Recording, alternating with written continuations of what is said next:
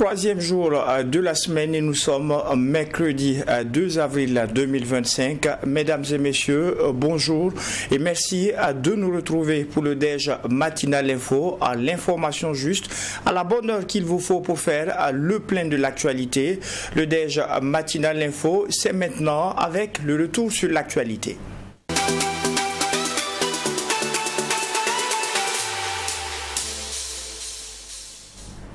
Le retour sur l'actualité de ce mercredi sera marqué par la traditionnelle cérémonie de montée des couleurs à la présidence du Faso. À cette occasion, le capitaine Ibrahim Traoré a fait un bilan du premier trimestre tout en esquissant les perspectives. Il a rendu hommage aux forces combattantes, dénoncé l'impérialisme et appelé à la vigilance sur le plan sécuritaire. Restez avec nous, vous aurez tous les détails. Et dans ce DEJ Info, nous parlerons également de la première session ordinaire de l'année 2025 du Conseil d'orientation du Fonds de soutien patriotique. À la date du 23 mars, ce sont plus de 33 milliards de francs CFA qui ont été mobilisés par les Burkinabés dans leur ensemble, y compris ceux de la diaspora. La session a été présidée par le Premier ministre Rim Talba Jean-Emmanuel Ouedraogo. Il sera aussi question de sport avec la finale de la première édition de la Coupe de la Ligue de football du plateau central qui s'est jouée le week-end dernier. La finale a opposé deux équipes que sont Focus Sport et l'AS Carrefour qui se connaissent bien. Les temps forts sont à suivre dans ce DEJ. Enfin, nous aurons deux invités du jour. Il y aura Adama Maïga qui est éducateur certifié des lycées et collèges. Et comme second invité, nous aurons Koudgou Robert Kaboré, qui est le secrétaire général du syndicat des fonctionnaires de l'éducation de Burkina Sinafeb. Avec eux, nous parlerons de la mise en place par le gouvernement du conseil de l'école qui remplace désormais l'ensemble des structures associatives. Et c'était là les principaux titres du retour sur l'actualité. Ce premier jour du quatrième mois de l'année 2025, le président du Faso a présidé dans la matinée la traditionnelle cérémonie de montée des couleurs, tout en félicitant les unités combattantes. Le capitaine Ibrahim Traoré a, dans son adresse, abordé la question de l'impérialisme qui diffuse de fausses informations conçues pour semer la discorde et fracturer l'unité nationale. Écoutons ensemble l'intervention du chef de l'État. Camarades, bonjour. Nous sommes le 1er avril aujourd'hui, qui marque donc le début du deuxième trimestre de l'année 2025 et bien sûr donc la fin du premier trimestre. Et je suppose que tous les chefs de bureau, chefs de service ont pu faire le bilan de ce premier trimestre et aussi se donner des perspectives pour le deuxième trimestre. En tout état de cause, je pense que l'idée est de se sacrifier, de toujours donner le meilleur de soi-même pour donc le bonheur donc de notre peuple et pour que notre patrie puisse rayonner. Donc j'invite tout un chacun à pouvoir donc se tracer de nouvelles lignes pour le deuxième trimestre, donner le meilleur de soi-même, tant au service, mais aussi donc dans la vie courante, pour que notre patrie puisse continuer de rayonner. Quant aux différentes forces combattantes sur le terrain, je tiens à les rendre hommage ici pour l'exceptionnel travail qui a été fait tout le long donc, du trimestre passé. Nous avons pu progresser significativement sur le terrain. Nous avons pu reconquérir des zones qui étaient sous emprise terroriste il y a 4-5 ans de cela. Nous avons pu donc libérer ces zones. D'autres zones sont en phase de consolidation actuellement, ce qui est donc un progrès très significatif, mais aussi appeler les autres forces dans ces zones qui sont dans une relative accalmie à la vigilance, au guet permanent, parce que la perfidie de l'ennemi fait que lorsqu'on est dans une relative accalmie et qu'on baisse la tension, on peut souvent prendre des coups. Donc c'est inviter donc tous ceux qui sont en posture de sécurité relative de pouvoir toujours être vigilants et ne pas se faire surprendre. Et aux autres forces vives donc de la nation, c'est inviter tous les travailleurs à redoubler d'ardeur pour que 2025 soit une année donc couronnée de succès à tous les niveaux. Et quant à la masse populaire, j'inviterai les gens donc à la vigilance. Parce qu'aujourd'hui, plus que jamais, les apatrides, les ennemis de la nation sont très actifs. Et vous pourrez le constater. Du côté de la lagune, ils sont réunis depuis plusieurs jours. Leur objectif, c'est de faire vivre au Burkina Faso les événements de 87. Mais oubliant donc que les époques ont changé et nous sommes sur le pied de guerre, nous les attendons de pied ferme. Leurs mercenaires et leurs actions, et je tiens à le dire, nous serons impitoyables. Ils peuvent continuer à rêver, mais le Burkina va poursuivre. Et c'est pourquoi, depuis Zignaré la dernière fois, j'invitais tout un chacun à être très vigilant, à ne pas céder à la manipulation. Comme vous pouvez le constater, leur action se résume à la désinformation, la manipulation, la subversion. Il faut que tout un chacun puisse donc rester serein avec l'objectif en face pour ne pas se laisser détourner. Parce que nous serons aussi sans état d'âme pour ceux-là qui vont se laisser manipuler. Seuls ceux qui sont cupides, ceux qui veulent tout pour eux-mêmes, peuvent se faire manipuler par ces apatrides-là. Restons concentrés. Et s'il faut qu'on le dise haut et fort ici, nous ne sommes pas dans une démocratie, nous sommes bien en révolution progressiste, populaire. Il faut que tout le monde comprenne ça. Et c'est d'ailleurs plus étonnant que ceux-là qui sont censés être les intellectuels qui ont fait l'école peuvent imaginer qu'un pays peut se développer dans la démocratie. C'est faux. Quand on nous cite un seul pays qui s'est développé dans la démocratie, ce n'est pas possible. La démocratie n'est que l'aboutissement. On passe forcément par une révolution et nous sommes bel et bien en révolution. Ceux qui ne l'avaient pas compris, on le dit encore haut et fort. Il faut que tout le monde incorpore cela. Et notre rôle de communiquer, d'expliquer, de faire comprendre ce que c'est que notre révolution, nous allons continuer à le jouer. Donc, cette question de démocratie ou de libertinage, d'action ou d'expression n'a pas sa place. Je l'ai dit une fois, autant que vous pensez que vous êtes libre de parler et d'agir également. Et là, nous aboutissons à une société de désordre. Et comme d'ailleurs ça tombe bien que nous sommes en pleine célébration des journées patriotiques, le thème est d'ailleurs l'ordre et la discipline. On ne fait pas de révolution dans le désordre. C'est impossible. Et l'ordre, nous allons faire régner l'ordre et la discipline pour que nous puissions progresser. Parce que les réformes sociales, économiques, politiques, idéologiques ont besoin d'ordre et de discipline. Et tout un chacun a son rôle à jouer dans cela. Donc, appropriez-vous la révolution, parce que beaucoup de gens, depuis 2 ans maintenant, ont embarqué dans le bateau par opportunisme. Mais nous sommes en train de surfer sur des vagues géantes. Nous sommes dans la tempête, nous sommes dans des vents de face très forts. Et ces gens-là, ils ne pourront jamais rester dans la barque. Au fur et à mesure, ils vont tomber à l'eau et vous les verrez. Mais nous allons poursuivre, parce que notre objectif, c'est de trouver les eaux calmes et de pouvoir naviguer.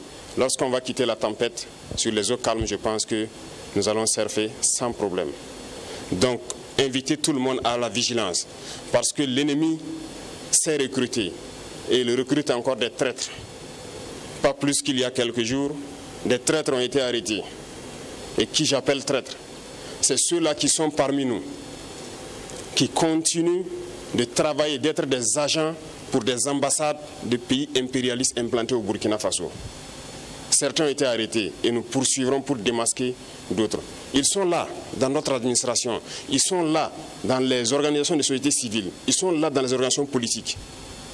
Et ils manipulent les autres pour les amener sur des chemins, en tout cas, contraires au progrès de notre patrie. Et c'est lorsqu'on les arrête qu'on se rend compte qu'ils sont effectivement des agents de ces pays, des ambassades de ces pays impérialistes implantés aussi au Burkina. Restons vigilants, parce que notre révolution ne plaît pas à beaucoup de personnes. Ces valets locaux et ces sous-préfets qui sont là à exécuter les ordres de leurs maîtres, croyant pouvoir mettre fin à notre révolution, qu'ils comprennent que nous avons pris toutes les mesures. Et je le dis une fois de plus, on sera impitoyable et sans état d'âme face à ceux-là qui pensent pouvoir se mettre à travers du développement de notre patrie. Nous allons poursuivre notre révolution, Nous allons développer nos infrastructures, que ce soit du côté de la santé, du côté de l'éducation, que ce soit les infrastructures routières. Nous allons développer notre industrie, transformer ce que nous voulons et consommer ce que nous avons transformé. Le Burkina va rayonner, n'en déplaise à ceux-là qui ont la nostalgie encore des années 87, je le répète. Donc restez concentrés, restez vigilants, tracez-vous des sillons pour le trimestre à venir et pour la suite de l'année. Et nous resterons donc dans ce chemin de la victoire. Nous continuerons de combattre sur le terrain à reconquérir nos différentes zones et je puis vous assurer que le progrès qui est fait, les terrains reconquis dans ce premier trimestre sont d'ordre stratégique et ça nous a permis d'aller nous implanter jusqu'à la frontière. Et ça, c'est très remarquable. Nous allons poursuivre donc dans ce sens, zone par zone, étape par étape, pour nettoyer le territoire et reconquérir l'entièreté de notre pays. Parlons à présent du bilan du Fonds de soutien patriotique à la date du 23 mars 2025. Ce sont plus de 33 milliards de francs CFA qui ont été mobilisés par les Burkinabés dans leur ensemble, y compris ceux de la diaspora, dans l'objectif de soutenir la reconquête de l'intégrité du territoire. Le point des contributions a été fait hier après-midi par le Conseil d'orientation du Fonds de soutien patriotique sous le regard du président du Conseil, le Premier ministre Rim Talba Jean-Emmanuel Ouedraogo. Compte rendu de Dorothée Bambara. Plus de 33 milliards de francs CFA, c'est le montant collecté à la date du 25 mars 2025, soit un taux de 22,2% pour le compte du Fonds de soutien patriotique sur une prévision de 150 milliards au titre de l'année 2025. Institué en 2023, le FSP se positionne comme un instrument stratégique majeur de mobilisation de ressources pour accélérer la lutte pour la restauration de l'intégrité du territoire national et la construction d'une paix durable. Une moisson satisfaisante relevée lors de ce premier conseil d'orientation de ce fonds. Au constat des performances enregistrées, le ministre de l'économie et des finances a salué cet engagement patriotique du peuple burkinabé qui a permis d'engranger des acquis majeurs. Au-delà de la prise en charge donc, des BDP, il y a eu des acquisitions importantes au profit donc, des forces sur le terrain, notamment des acquisitions en termes d'équipement, des acquisitions en termes de tenue également au profit des forces sur le terrain. Et tout cela montre que le Fonds de soutien patriotique a un rôle important à jouer dans la reconquête du territoire. Nous devons continuer de consolider cela et nous devons continuer de faire en sorte que chaque Burkinabé, partout où il se trouve, se sente obligé, se sente engagé pour le Fonds de soutien patriotique parce que c'est à ce prix justement que nous allons libérer notre territoire et nous pensons que l'engagement qui est montré jusque-là, c'est très encourageant par rapport à la tendance et il est évident que si nous continuons comme ça, nous allons pouvoir accélérer la reconquête du territoire. Face aux différents défis relevés, le chef du gouvernement, par ailleurs président du Conseil d'orientation du Fonds de soutien patriotique, a laissé entendre que le FSP, depuis sa mise en œuvre, a su accomplir sa mission malgré le contexte socio-économique difficile. Bien qu'il y ait des motifs de satisfaction, il est plus que primordial de rester mobilisé en vue de renforcer la synergie d'action, affirme Rim Talba Jean-Emmanuel Ouedraogo. En dépit des résultats satisfaisants, il est impérieux de maintenir le cap au regard de la nécessité de mobiliser davantage de ressources, eu égard à l'importance des besoins en termes de renforcement des capacités techniques et opérationnelles pour anéantir l'idée terroriste et jeter les bases de la construction d'une paix durable. Pour ce faire, j'en appelle au maintien de la dynamique en cours et au renforcement de la synergie d'action de toutes les parties prenantes. Pour le montant encaissé pour ce trimestre, les points d'encaissement sont les prélèvements de taxes, notamment sur les retenues obligatoires des salaires du public et du privé, les téléphonies mobiles, entre autres. Il ressort de ce bilan un résultat encourageant comparativement aux années antérieures. On rejoint à présent le Lions Club Ouagadougou Santé Plus et Ouagadougou Héron à Zignari dans le plateau central. Ces clubs du district 403 A3 du Lions Club International sont allés faire un don de vivres aux pensionnaires de l'orphelinat à Windabo de Zignari. Ce don est composé entre autres de sacs de riz, d'huile, de lait et de savon. Retour en image avec Tobom Fabrice Dabiré et Sanata Siri. Ils sont venus les mains chargées de cadeaux pour les enfants démunis du centre d'accueil La Gossia Wendabo de Zignari. Eux, ce sont des membres du club Ouagadougou Santé Plus et Ouagadougou Héron, deux clubs du district 403 A3 du Lions Club International, composés de sacs de riz, De l'huile, de savon, de boîtes de lait et de couches pour bébés, ce don vise à soulager un tant soit peu les pensionnaires du dit centre. À travers ce geste, le Lions Club renouvelle ainsi son engagement à soutenir les personnes vulnérables. Merci aux deux clubs, Santé Plus et Héron, pour l'œuvre qu'ils ont réalisée ce matin pour soulager un peu les responsables de l'orphelinat Dabo. En tant que Lion, je connais le fonctionnement. Nous sommes engagés pour apporter du soutien, pour apporter de l'aide à tous ceux qui sont dans le besoin. Et je ne doute pas un instant que mes amis de Santé Plus et Héron ne vont pas revenir. Donc, c'est devenu leur œuvre. L'année prochaine, ils viendront encore plus grand que cette année. Un geste de solidarité salué par la fondatrice de l'orphelinat Wendabo, qui n'a pas manqué de traduire ses remerciements aux donateurs du jour. Pour les premiers responsables de la Gossia Wendabo des Ignaré, ce don vient à point nommé. C'est la réalité que ma prière, que je sollicite chaque jour à Maman Marie parce que je suis chrétienne et que je dis, Maman Marie, le lait c'est presque fini, qu'est-ce que je dois faire? Maman Marie, il faut parler à ton fils qui va dire à son père de nous aider. Et voilà, la réalisation concrète de l'amour de Dieu pour moi, c'est que les anges, ils sont descendus du ciel. Ils ont amené les cadeaux comme les rois mages à Jésus Bambino. Et je suis vraiment heureuse. Il me donne beaucoup de consolation, votre présence. Vraiment, c'est un grand merci au Lions Club. Parce que quand ils viennent comme ça, là, ça nous aide beaucoup. Parce que vous savez que c'est pas simple, hein, tout coûte cher maintenant. Le lait, les enfants ils ont besoin de lait, ils ont besoin de couches, ils ont besoin de nourriture. Donc et la nourriture maintenant coûte cher au Burkina. Donc les moyens que nous avons, ce n'est pas beaucoup. Vous avez écouté la fondatrice qui dit qu'elle avait des partenaires bien sûr en Italie, mais bon, avec la crise mondiale, c'est un peu compliqué partout. Donc si nous avons des dons comme ça de temps en temps, ça nous aide vraiment. Ça nous aide beaucoup. Les Lions Club Ouagadougou Santé Plus et Ouagadougou Héron ne sont pas à leur premier geste envers cet orphelinat. En effet, cela fait 3 années successives que ces clubs accompagnent l'orphelinat Wendabo à travers des remises de dons. Le district 403A3 du Lions Club International, dont fait partie ces 2 clubs, compte près de 2 millions de membres, répartis dans 75 clubs. Ces missions se concentrent sur 4 priorités essentielles. Grandir pour servir, être plus fort ensemble, franchir de nouveaux paliers et captiver l'imagination pour impacter le monde.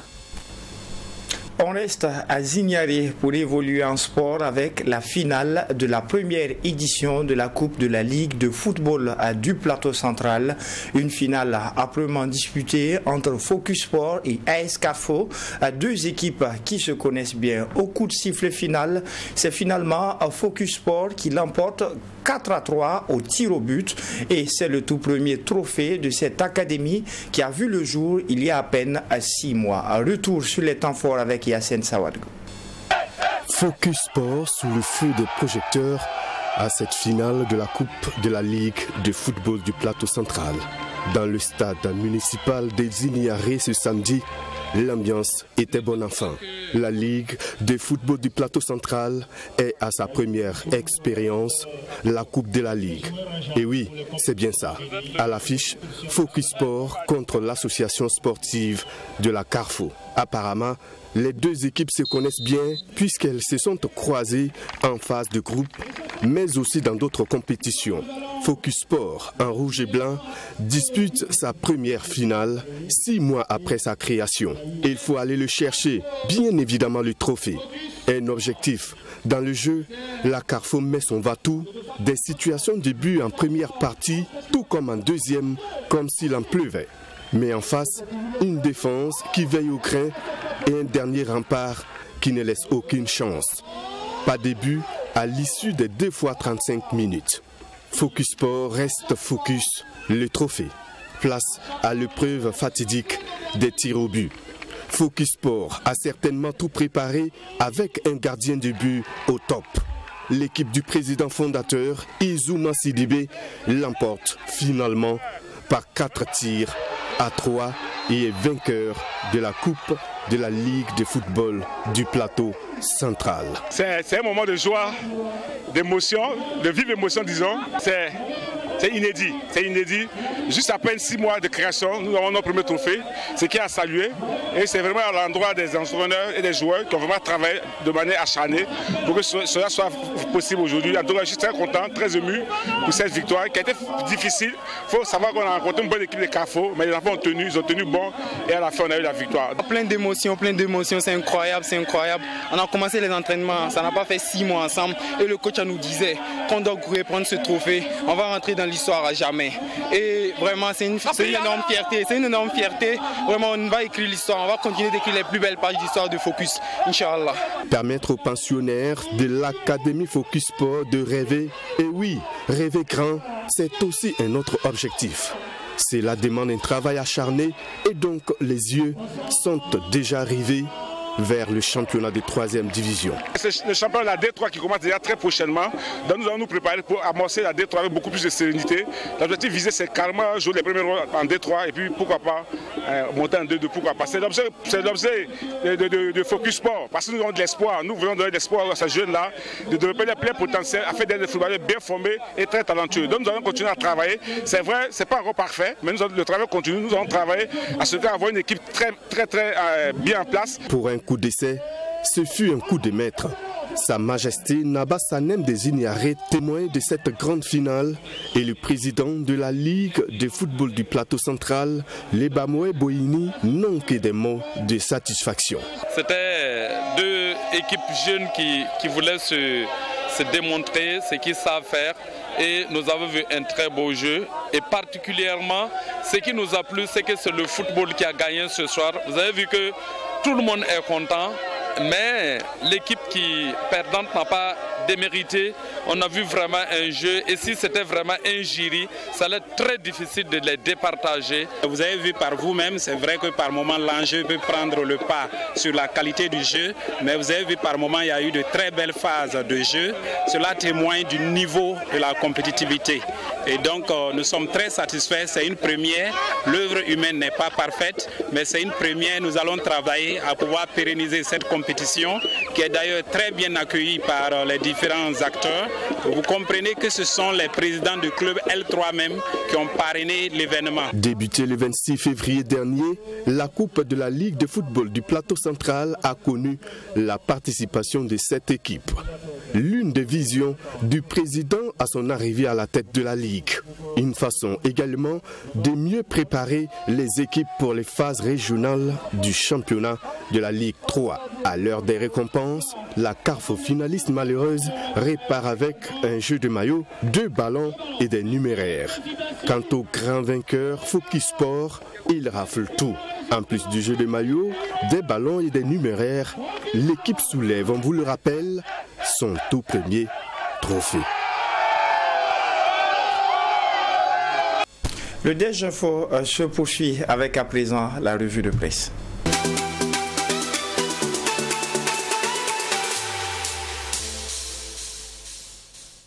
Au niveau de l'Observateur Palga, la une de ce mercredi est marquée par IB au sujet des ennemis de la nation. Du côté de la lagune, ils sont réunis depuis plusieurs jours, mais nous les attendons. Également à la une de l'Observateur Palga, situation nationale, 32 personnes activement recherchées. Au niveau cette fois-ci du journal Le Quotidien, la une est marquée par association de malfaiteurs en relation avec une entreprise terroriste, 32 individus recherchés. Et toujours à la une du journal Le Quotidien, lutte contre le trafic et la consommation des stupéfiants, 4 personnes interpellées à Sabou. On termine au niveau des éditions Le Pays où la une est marquée par Ibrahim Traoré, président du Faso. Nous sommes bien en révolution progressiste populaire. Également également à la une du pays, fonds de soutien patriotique, plus de 33 milliards mobilisés au premier trimestre de 2025. Et on termine avec toujours les éditions Le Pays, situation nationale, 32 personnes activement recherchées. Poursuivons cette fois-ci le déj matinal info avec l'invité du jour.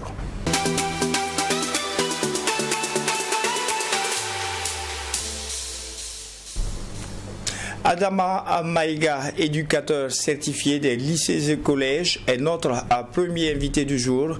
Et comme second invité, nous avons Koudgou Robert Kaboré, qui est le secrétaire général du syndicat des fonctionnaires de l'éducation du Burkina, SINAFEB.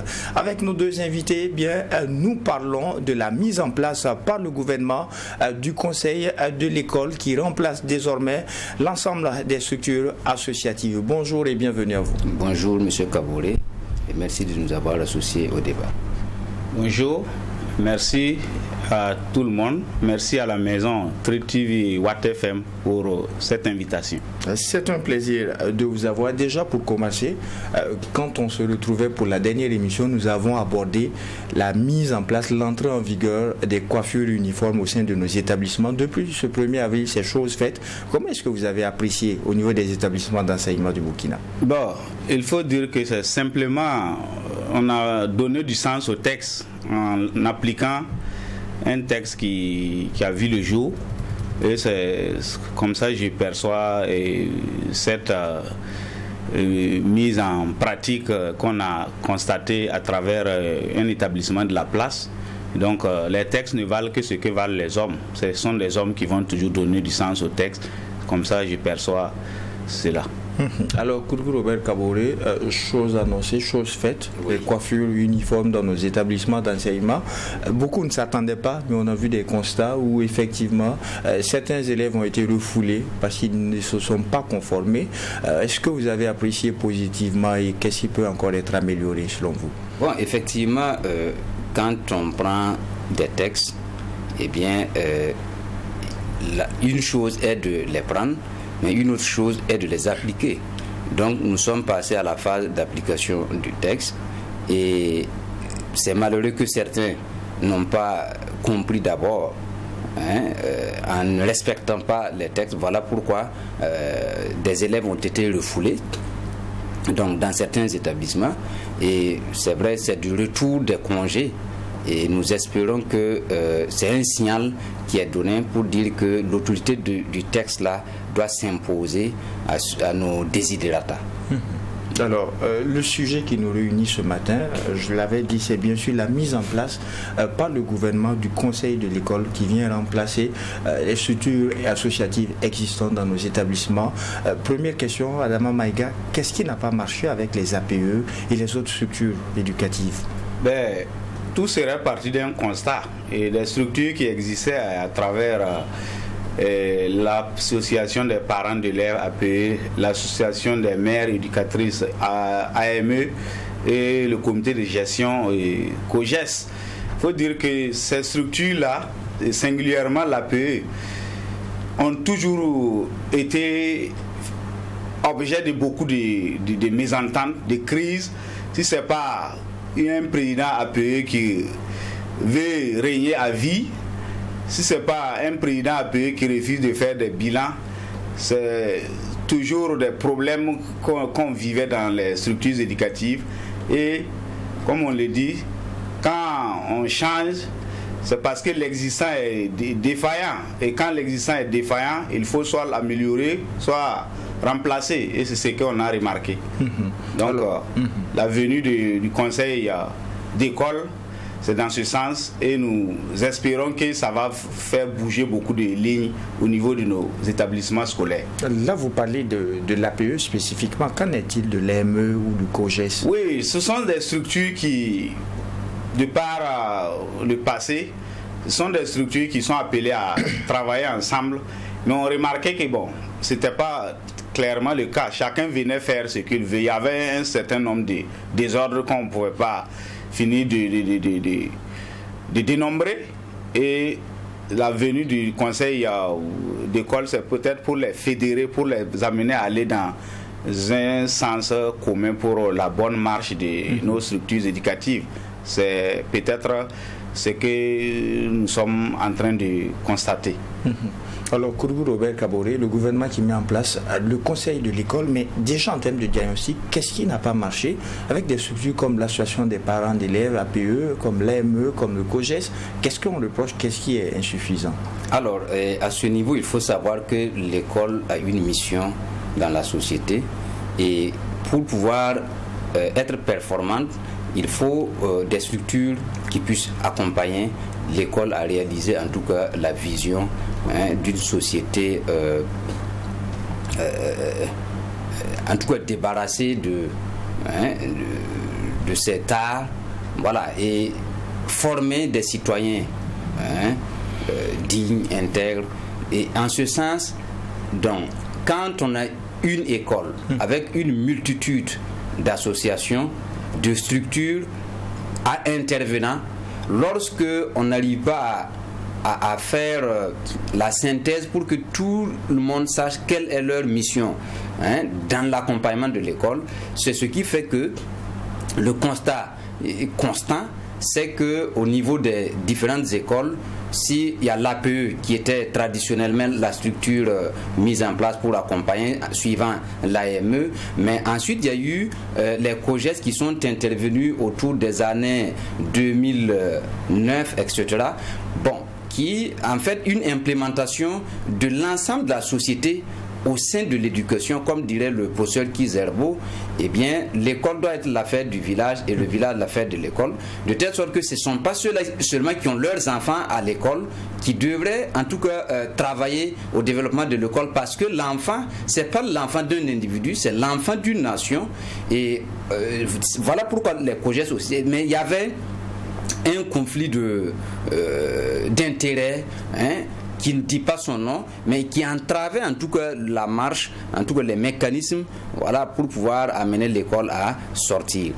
Et deuxième situation, en ayant créé le conseil de l'école, voilà, pour en tout cas prendre en compte toutes les couches, toutes les composantes, eh bien, c'est ça la véritable machine qui puisse impulser en tout cas l'école que nous voulons, une école burkinabé, voilà, qui tienne compte des aspirations du pays, parce que au niveau des couches, surtout il y a les coutumiers, il y a les religieux, etc., qui vont interférer, mais ça également il faudrait le cadrer, parce que ça ne sera pas chose aisée, dans la mesure où dans certaines écoles vous avez un village avec, par exemple, je parle du milieu rural, un village qui peut avoir 3 écoles par exemple, donc la représentation des coutumiers, ça peut aussi influencer d'une manière négative.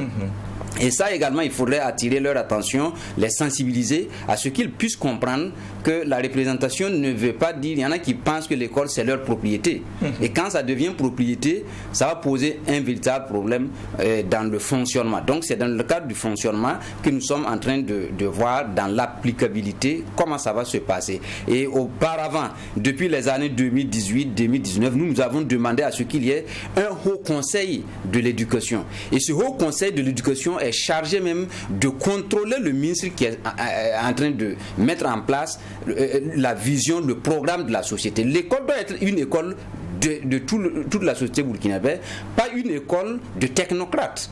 Et donc, en ce sens que tout ce qui se fait doit connaître la participation de toutes les couches sociales au niveau de la base jusqu'au sommet. Et c'est cette population-là qui doit noter le ministre de l'Éducation, qui doit être une institution donc, dans son ensemble avec une vision beaucoup plus cohérente dans les actions. Sinon, les notes qu'on attribue, bon, depuis des années, nous ne sommes pas en phase parce que ça ne tient pas compte des aspirations du peuple, parce que nous voyons une école d'élite, donc, et l'élitisme qui tranche avec la productivité. Nous avons besoin d'une école productive, de telle sorte que on définit quel est le type d'enfant, de citoyen qu'on veut après le cycle primaire, quel est le type de citoyen que nous avons après le cycle du secondaire, et quel est le type de citoyens que nous avons besoin à partir de l'université pour pouvoir en tout cas impulser un développement voilà, dans le sens de nos aspirations profondes et traditionnelles. Nous irons tout à l'heure dans le fond en termes d'innovation, mais déjà la première question que j'ai posée c'était en termes de diagnostic, qu'est-ce qui n'a pas marché, et quand on écoute vos réponses on a l'impression que tout a été échec au niveau des APE. Il a dit quelque chose, les APE et tout ce qui est organisé comme structure éducative sont régis par les textes. Et le problème aussi, est-ce que ce n'est pas lié au respect d'un certain nombre de textes à leur application? Quand on regarde ce qui est structuré au niveau des APE, il est clairement dit qu'un président, un parent d'élève qui arrive à être président de l'association des parents d'élèves doit nécessairement avoir son enfant par exemple dans l'école. Tous les parents qui font l'élection le savent, mais vous avez des personnes qui sont à la tête des APE qui ne sont pas de l'établissement. On dira la même chose pour la gestion des cantines par les APE. Également, quand je dis que tout n'est pas négatif, il y a des APE qui ont réalisé des clôtures tout de même au niveau des établissements, qui ont apporté beaucoup de choses en période d'examen, qui ont aidé dans la gestion des parkings et tout. Est-ce que tout est à mettre au négatif? Est-ce qu'il n'y a pas eu des avantages, des choses à améliorer qu'on aurait pu faire peut-être, et comment les implémenter dans ce qu'on a apporté nouvellement? Oui, nous sommes d'accord, tout n'est pas négatif, mais la grosse interrogation est que c'est le négatif qui est plus vu que le positif dans cet état de fait, on va dire comme ça. Les APE ont toujours fait l'objet de beaucoup de mésententes, de crises dans nos écoles, même si on sait qu'il y a des lieux, il y a des établissements où les APE ont contribué vraiment à faire évoluer les choses en construisant des salles de classe, en construisant en clôturant l'école, en faisant beaucoup d'actions. Mais ici, si on va vraiment être un peu objectif, je vais le dire comme ça, il y a plus de problèmes que des solutions ici. Est-ce que ce n'est pas lié justement au respect des textes comme je l'ai dit? Oui, les textes sont là, mais les textes ont besoin d'être appliqués par des humains, des hommes, parce que en matière d'éducation, en matière d'institution, il y a les textes, il y a aussi les hommes, et on construit un pays avec des hommes de vertu, avec des hommes de qualité, et non en étant champion dans les textes. On peut avoir les plus beaux textes, mais si on n'a pas des hommes qui reflètent ces textes-là, les problèmes seront toujours là. On va toujours faire à peu près les mêmes débats, et il faut vraiment nous amener dans le sens d'avoir des hommes de vertu. On a beau avoir les meilleurs textes, il faut vraiment que nous ayons les hommes de vertu. Et même cette nouvelle structure qui est là, ce sont les mêmes qui existaient dans les autres structures qui vont venir par leur manière occuper des postes. Mais il va falloir que l'autorité vraiment soit vraiment regardant, ouvre l'œil pour vraiment permettre à ce que cette structure qui vient d'être créée soit vraiment plus performante, parce que ce sont les mêmes personnes qui vont peut-être venir occuper des postes et amener les gens à encore souffrir. Alors, Kourgou Robert, les abus constatés au niveau des APE, des AME et ou du COGES sont liés entre autres au non-respect des textes qui existent et qui disent voici comment le fonctionnement doit être fait, voici comment un président d'APE doit se comporter, voici comment les COGES doivent être gérés. Est-ce qu'on ne pourrait pas se retrouver dans une même situation avec les conseils de l'école? Quel est le garde-fou à mettre en place pour éviter que justement on déroge encore à la règle? Alors pour les conseils de l'école, il faudrait d'abord sensibiliser. C'est vrai, les textes sont pris, mais il faut savoir que lorsque vous avez nos parents d'élèves en dehors des zones urbaines, voilà, sont à 80% analphabètes. Donc, vous prenez un texte, tant que ces textes-là ne sont pas traduits dans leur langue, tant qu'ils ne sont pas sensibilisés, pour comprendre les choses, même ceux qui comprennent, ceux qui ont rédigé, par moment, il y a des difficultés de mise en œuvre dans des textes qu'ils ont même rédigés. Donc, c'est dire qu'il y a les textes, mais il y a la réalité même du terrain qui commande que des séances de sensibilisation puissent être menées pour amener tous ceux-là qui doivent participer, parce qu'en réalité, il ne faudrait pas que lors de la mise en place de ces structures-là, eh bien, les APE travaillent à prendre le dessus sur les COJES. Inversement, ça sera aussi un autre combat, voilà, pour maîtriser l'appareil. Et en ce moment, on ne saura pas vers où on va aller. On ne fera que mettre en place comment on appelle, une structure, mais dans le fond, l'efficacité recherchée, c'est pas évident. Donc sur cette base-là, il faut sensibiliser, il faut amener les parents à adhérer, et pour adhérer, il faut être convaincu de ce qui doit être fait. Voilà. Et tant que tout ça s'est pas mis en place, eh bien on aura beau créer des textes, des structures, ça ne sera pas évident. Donc d'où véritablement une transformation profonde au niveau de notre système éducatif et non des aménagements.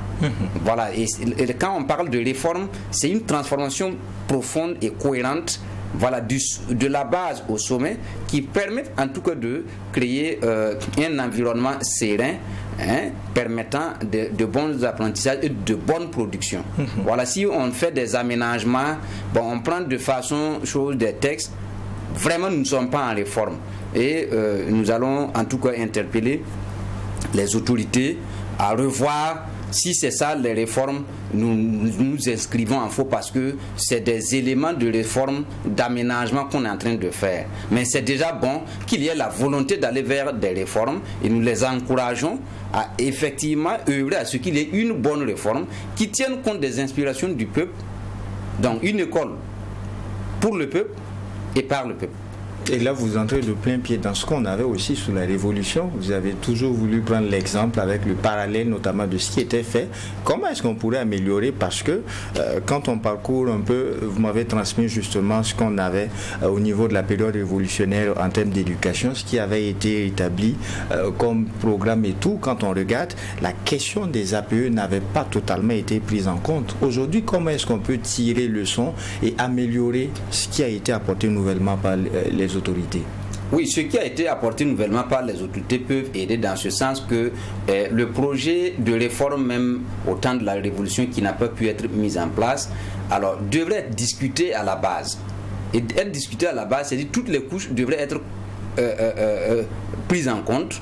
Donc, du niveau village, c'est nous qui savons qui peut faire quoi et quelles sont les valeurs que nous avons à transmettre. Mais vous aurez remarqué que toutes les valeurs de toutes les plus de 60 ethnies là se recoupent en termes de valeurs. On n'a plus à inventer. Maintenant, il faut implémenter pour que le petit enfant, parce que cette réforme même de système éducatif du capitaine Thomas Sankara, eh bien, permettait à l'enfant même d'être productif dès le bas âge.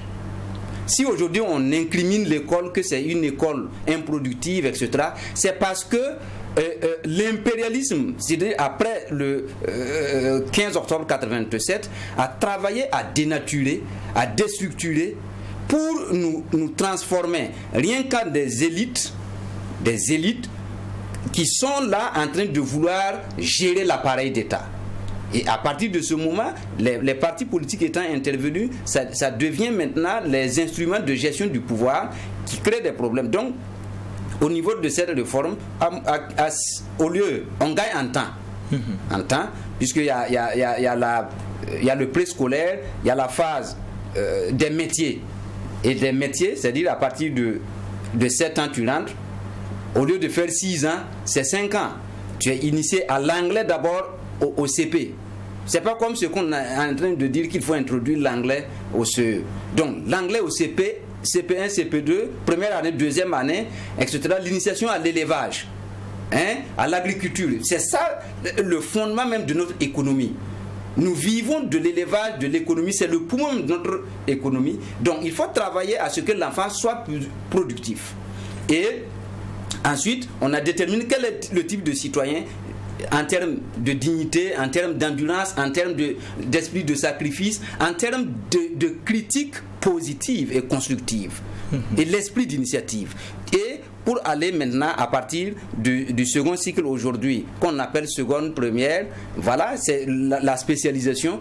Et si l'enfant sort, l'enfant peut produire. soit il est éleveur, soit il est agriculteur. On apprend l'agronomie, tout ça.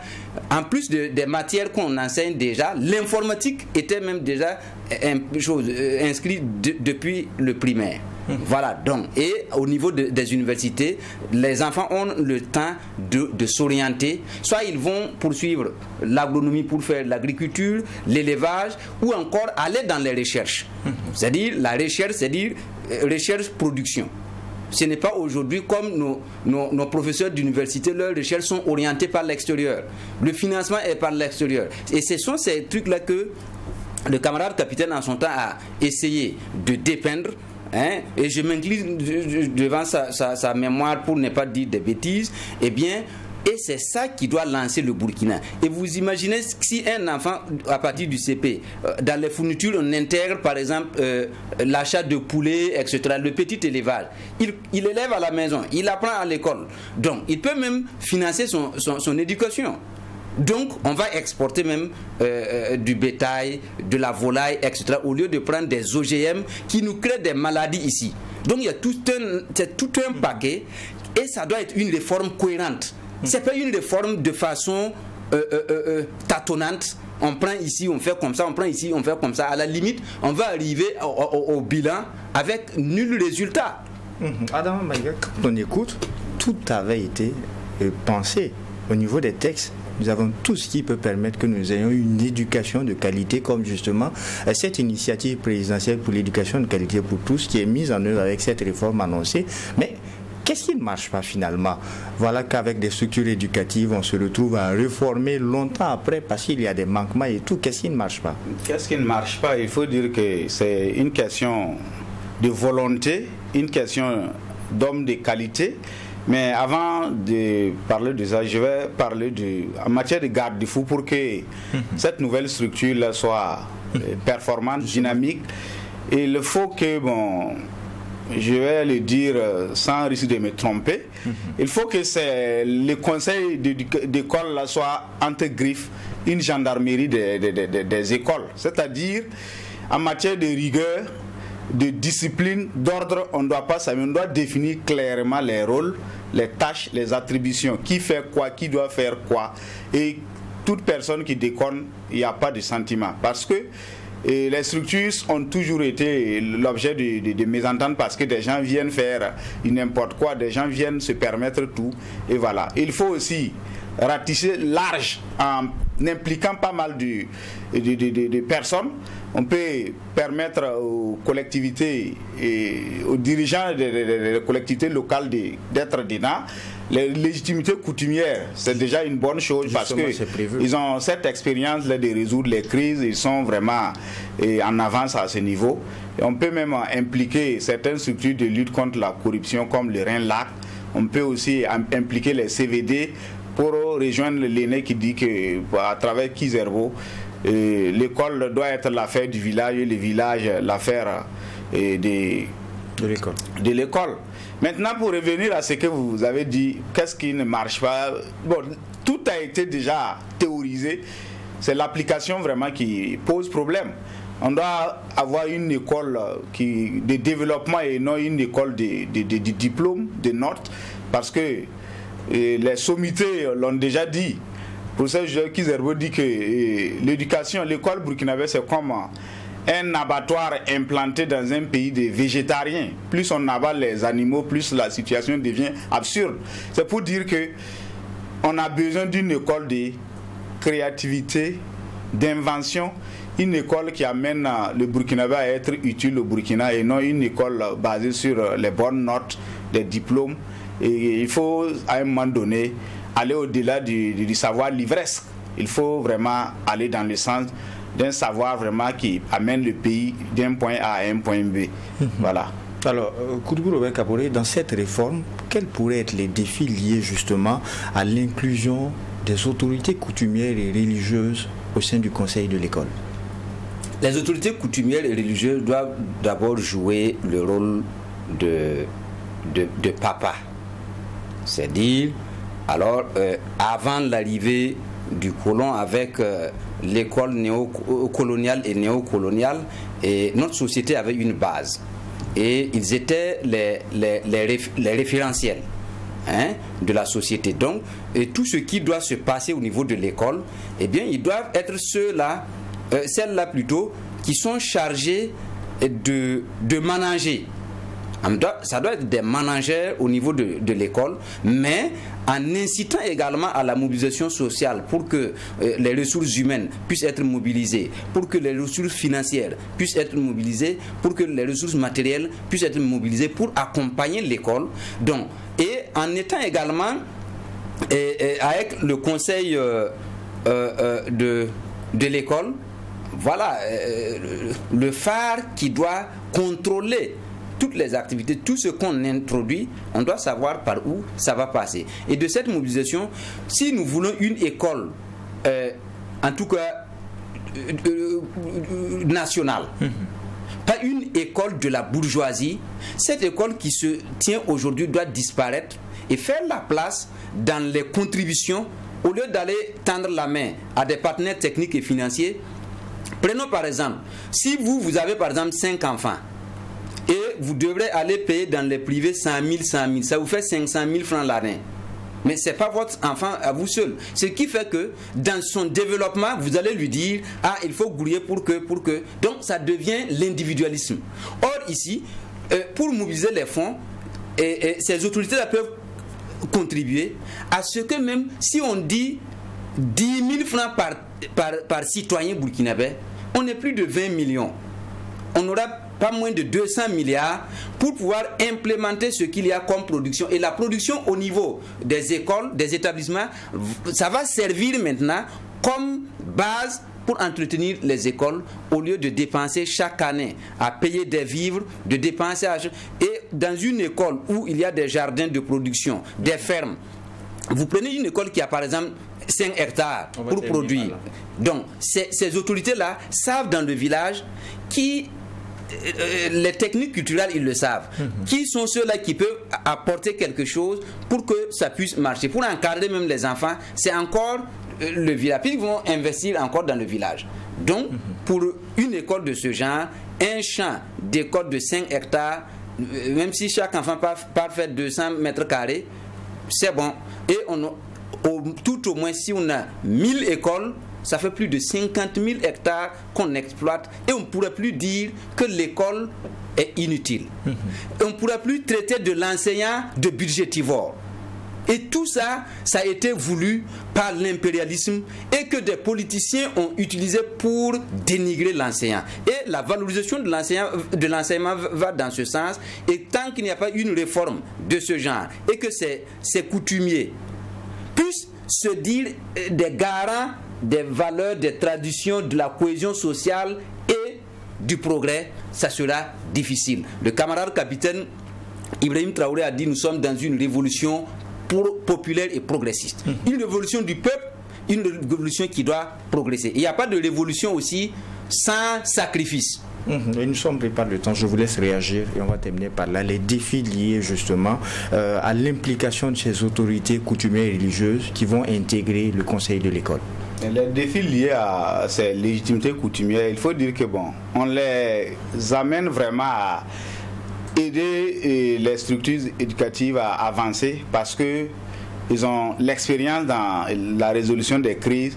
Et toutefois, on peut les amener à approcher les parents d'élèves pour leur dire le climat de l'école, ce qui se trouve au niveau des écoles, pour qu'ils, à leur tour, ils fassent ce qu'ils doivent faire, parce qu'une prise de conscience s'impose.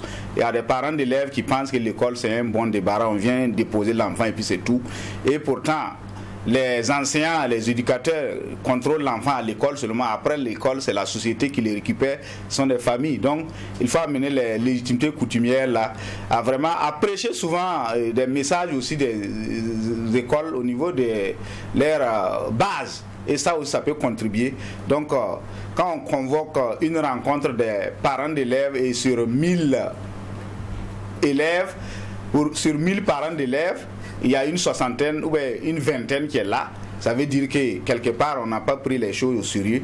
Donc les légitimités coutumières pourraient être vraiment un pont et des gens qui vont aider à réussir cette mission-là, et leur implication vraiment pourrait vraiment faire bouger les lignes.